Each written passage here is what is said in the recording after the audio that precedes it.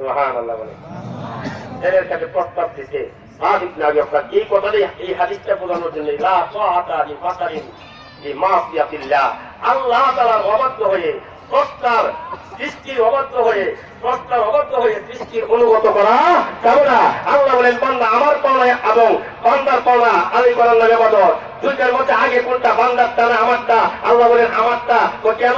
আমি তোমার হাজারো নিয়ামত দিয়ে বানায় রাখছি। তিনি বলেন সুবহানাল্লাহ। আমি রাদিয়াল্লাহু তাআলা নরমা বলে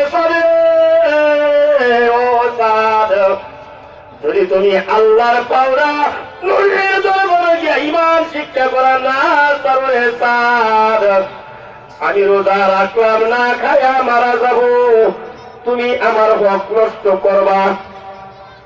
সাদ ইবনে আবি ওয়াক্কাস চলে গেছে বাড়ি থেকে। 2 দিন 3 দিন পরে আসলেন সাদ ইবনে আবি ওয়াক্কাসের মা কিছু খাই না, শরীরটা দুর্বল হয়ে গেছে, মাথার মধ্যে বালিশ দিয়ে রাখলো, উনি মরণ পাইয়ে সৈন্য পড়িত।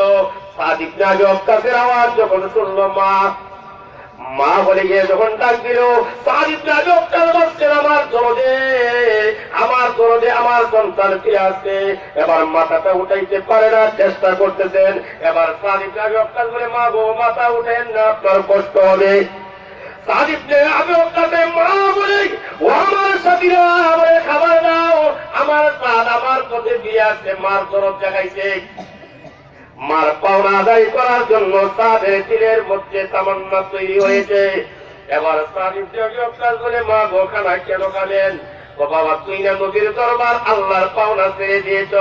এবার সাদ ইবনে আবি ওয়াক্কাস বলে ও মা আপনি যদি না খায় একবার মারা যান আবার জীবিত হন, আবার মারা যান আবার জীবিত হন, এমন ভাবে নিয়াতা মারলা 100 বার যদি আপনি জীবিত হন আর 100 বার যদি না খায়া মারা যান গো মা, আমি আল্লাহর কসম করে বলি আমি সাদ ইবনে আবি ওয়াক্কাস আপনি 100 বার মরতে পারেন, আল্লাহর পাওনা থেকে বিরত থাকতে পারি না।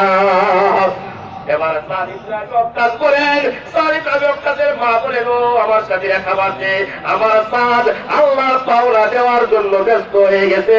এই জন্য আল্লাহর নবীর সাহাবী সাদ ইবনে আবি ওয়াক্কাসের মা বলে ও সাদ আমার নিয়ে নবীর দরবারে যা, যে ইসলামী শিক্ষা আল্লাহর পাওনা আদায় করার, আল্লাহর পাওনা আদায় করার নয় বলো আমার ওই নবীর দরবারে নিয়ে কালিমা পড়াইয়া মুসলমান বানাইয়া দাও।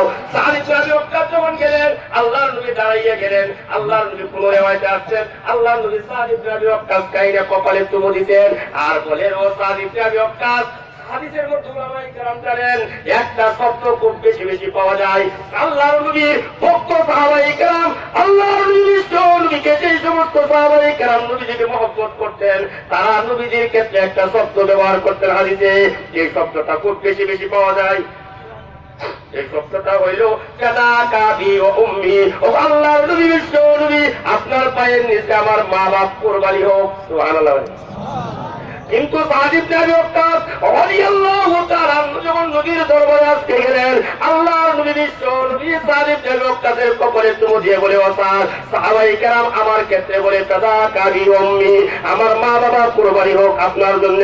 সাদ আজকে তুমি আল্লাহর পাওনা আদায় করার জন্য এই ত্যাগ স্বীকার করে তো কুরবানি দিয়ে চলে সাদ, এই জন্য আমি নবী বলতে বাধ্য হলাম কাদা কাবি ও উম্মি আমার মা বাপ সাদ তোমার জন্য কুরবানি হোক।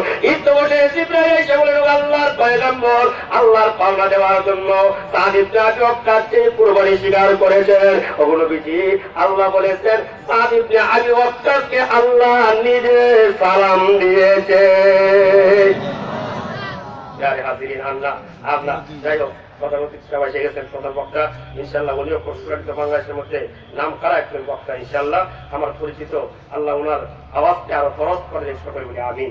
যারে হাজিরিন আমি আপনাদের সামনে কালামে পাকের 114 সূরা থেকে 23 নম্বর সূরা 18 নম্বর পারা 115 নম্বর আয়াত তেলাওয়াত এবং নবীজির অসংখ্য হাদিস থেকে মুসনাদ আহমদের মধ্যে 40,000 হাদিস আছে, তোর মধ্যে 162 নম্বর পৃষ্ঠা প্রথম খণ্ড হাদিস নম্বর 1064 নম্বর হাদিসটা তেলাওয়াত করেছিলাম। এই হাদিসের অর্থ, এই হাদিসের এবং আয়াতের অর্থ, হাদিসের সংক্ষিপ্ত আলোচনা এবং আয়াতের সংক্ষিপ্ত আলোচনা আপনাদের সামনে পেশ করেছি।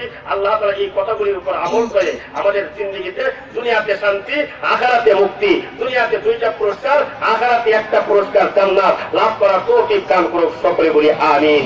2টা পুরস্কারের ঠিকানাটা বলে দেওয়া যায় সময় নেই। আল্লাহ তাআলা কোরআন শরীফের 106 নম্বর সূরা 30 নম্বর পারা সূরা কুরাইশের শেষ আয়াত আল্লাহ বলছে আল্লাযী আতা'আমাহুম মিন জু' ওয়া আমানাহুম মিন খাউফ। 1 নাম্বার, যদি বান্দা আমার পাওনা আদায় করো, এই দুনিয়াতে তোমাদেরকে যে দুইটা দেব, 1 নাম্বার তোমার ক্ষুধা দূর করে দেবে। কি দিয়ে তুমি